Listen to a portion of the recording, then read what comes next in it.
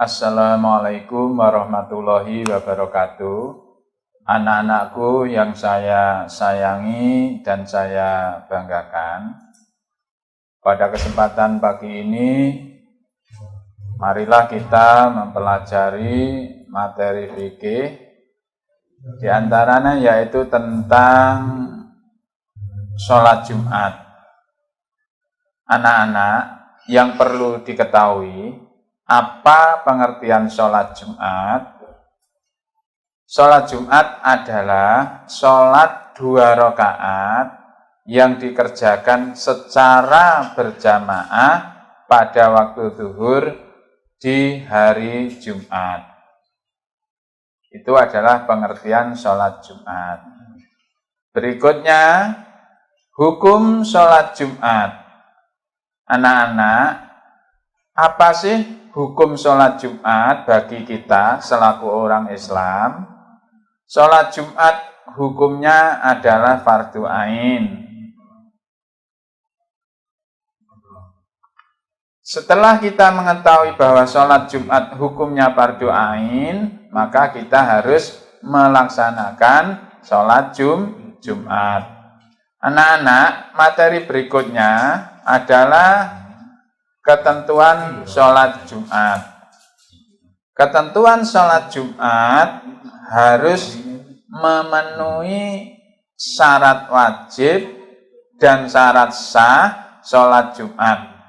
Jadi kita kalau mau melaksanakan sholat Jumat, yang kita tentukan dulu adalah memenuhi syarat wajib dan syarat sah sholat Jumat. Syarat wajib dan syarat sah sholat Jumat yaitu sebagai berikut. 1 diantaranya, yang pertama adalah syarat wajib dulu. Syarat wajib sholat Jumat adalah A. Beragama Islam. Jadi setiap orang beragama Islam wajib sholat Jumat, termasuk anak-anak. B adalah baligh atau dewasa. Ketika nanti anak-anak sudah balik atau dewasa, berarti berkewajiban untuk melaksanakan sholat Jumat. Kemudian berikutnya yang C, berakal sehat. Bagi kita yang berakal sehat harus melakukan sholat Jumat.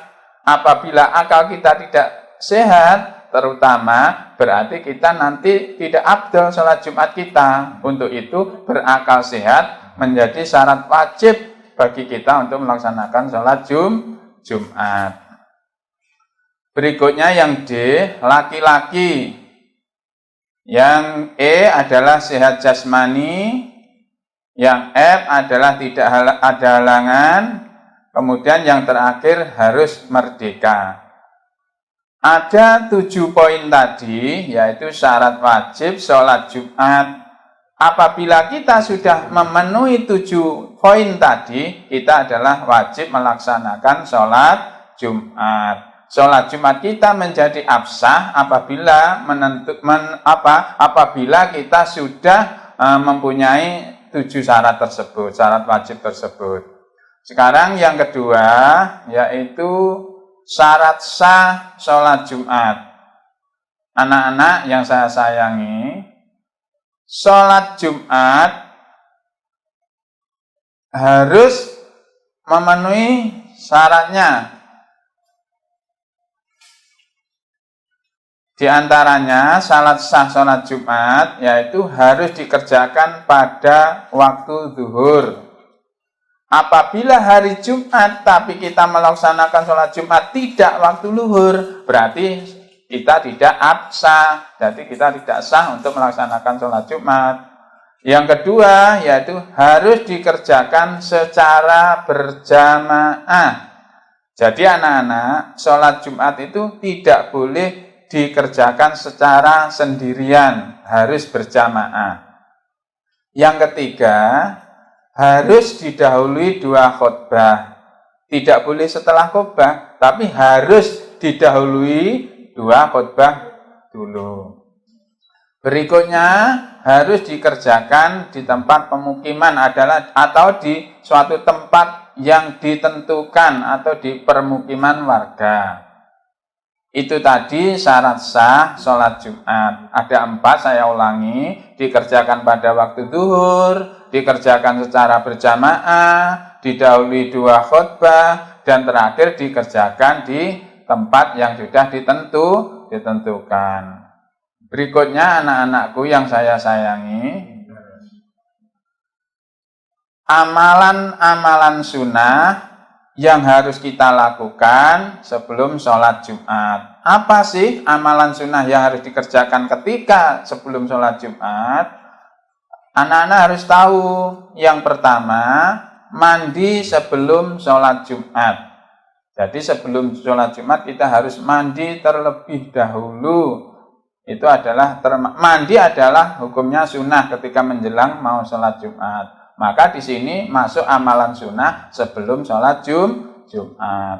Yang kedua, harus memakai memakai pakaian terbaik, terutama berwarna putih, itu hukumnya juga sunnah. Kemudian kalau nanti anak-anak tidak mempunyai pakaian warna putih, ya pakai warna batik, nggak apa-apa. Yang penting bersih dan suci. Berikutnya nomor 3, memakai wangi-wangian. Yang keempat adalah boleh kita memotong kuku, memotong rambut, atau memperbanyak doa, atau kita memperbanyak zikir kepada Allah. Inilah amalan-amalan sunnah sebelum sholat Jumat dilaksanakan. Dan masih banyak lagi lain-lainnya. Yang penting itu perbuatan yang diridhoi oleh Allah. Berikutnya tata cara sholat Jumat. Anak-anakku yang saya sayangi, sholat Jumat itu kita kerjakan bukan hanya asal-asalan sholat Jumat, tetapi harus ada tata caranya dalam melaksanakan sholat Jumat. Yang pertama misalkan berniat sholat Jumat. Jadi tata caranya pertama berniat sholat Jumat. Yang kedua melakukan takbiratul ihram. Yang ketiga membaca surat Al-Fatihah. Yang keempat membaca surat dalam Al-Quran atau surat-surat pendek. Kemudian takbiratul ihram lagi. Kemudian yang keenam melakukan ruku. Kemudian nomor 7 melakukan iktidal. Dan yang ke-8 melakukan sujud dan seterusnya. Anak-anakku, itu tadi adalah tata cara melaksanakan sholat Jumat. Berikutnya yaitu keutamaan sholat Jumat. Anak-anak harus tahu apa sih keutamaannya, kebaikannya ketika kita melakukan sholat Jumat. Nah, di sini akan saya sampaikan keutamaan sholat Jumat, yaitu 1, ibadah sholat Jumat itu bisa menjadikan berkumpulnya umat muslim. Coba kita tengok ketika waktu sholat Jumat kita. Apabila kita tidak sholat Jumat misalnya, jarang kita berkumpul, tapi kalau kita melaksanakan sholat Jumat, secara otomatis umat muslim berkumpul di masjid dalam melaksanakan sholat Jumat. Maka di sini bisa digarisbawahi bahwa ibadah sholat Jumat bisa menjadi tempat berkumpulnya umat muslim. Ini yang ke-1. Yang kedua, datang lebih awal ke masjid untuk melakukan sholat Jumat, pahalanya luar biasa. Sangat besar sekali anak-anak pahalanya. Berikutnya, setiap langkah menuju ke masjid mendapatkan pahala. Contoh misalkan dari rumah kita datang ke masjid misalkan 100 langkah, berarti itu dihitung 1 sampai 100 itu setiap langkahnya mendapat pahala. Berikutnya anak-anakku yang saya sayangi, sholat Jumat bisa sebagai penghapus dosa hingga Jumat berikutnya. Jadi dalam 1 minggu itu ketika kita melakukan sholat Jumat, minggu berikutnya, itu kita sampai hari Jumat berikutnya kita sebagai penghapus dosa hingga Jumat ini sampai Jumat minggu berikutnya, itu dosa kita akan dihapus oleh Allah Subhanahu wa taala. Yang kelima, ada waktu di dalamnya itu ya, di dalam sholat Jumat atau hari Jumat itu ada waktu yang sangat mustajab untuk berdoa pada hari Jumat. Kemudian yang terakhir, dapat pahala besar dan masuk surga. Allahumma amin. Anak-anakku yang saya sayangi dan saya banggakan, dari awal sampai akhir yang saya sampaikan tadi, yaitu materi tentang sholat Jumat, dan tolong anak-anak mempelajari materi tersebut. Mungkin tidak di sini, anak-anak bisa melihat di materi buku paket.